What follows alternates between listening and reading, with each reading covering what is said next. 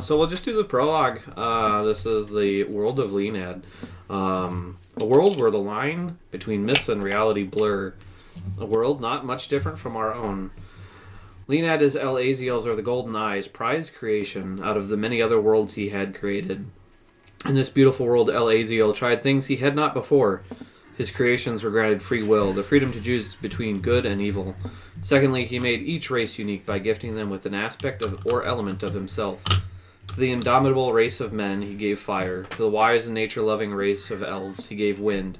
To the craftsman and engineering race of the Grennis, he gave earth.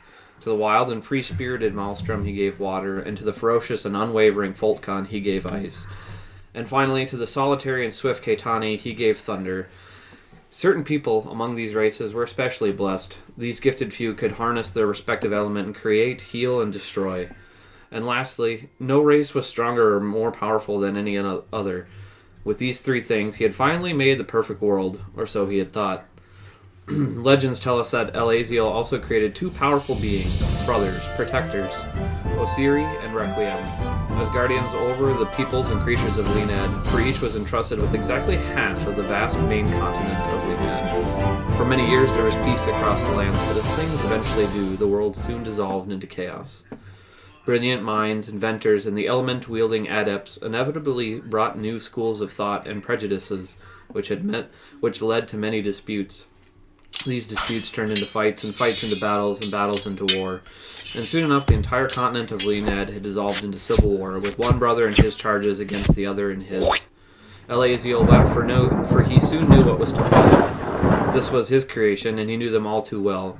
But because he had given them free will, he could not intervene.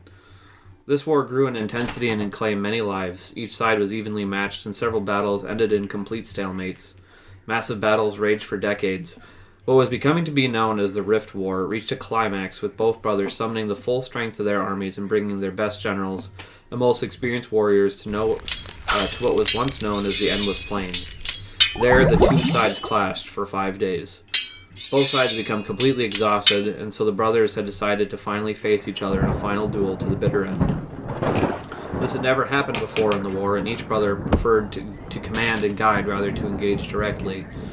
No one knew what would happen, but one thing was for certain: the fate of Leinad would be decided that day, and so these titans clashed. The exchange was so fierce that the continent of Leinad was said to shake and rumble to the farthest corners. So great was this monumental fight that the earth where they fought and cracked split the entire continent apart into two separate pieces and pushed them away.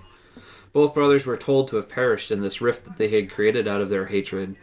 But a certain prophecy does tell of a time when both continents will collide again, and the fighting will resume in its ferocity.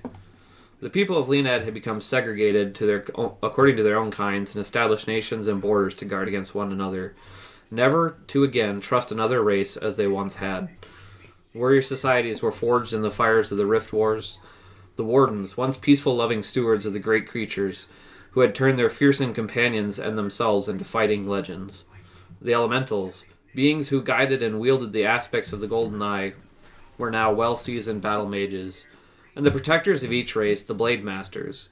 These sword masters were given aspect-forged blades that could give any wielder the strength of a full element master. These elite fighters were chosen by a council of kings, generals, advisors, elementals, and wardens, and they had to have been voted in unanimously. The Blade Masters were legendary heroes to all of the people of Leinad, and they represented each race's uniqueness and strength in the Rift Wars. Most of all, they were hugely respected and loved because they had originated as common folk. Soldiers in the army joined in one cause and chosen because of their prowess and leadership in combat. For years after the war, they sat on the council with the leaders of the nations and held peace together through the strength of their name. Once again, as people often do, they forgot the war. They forgot their sufferings and their hardships.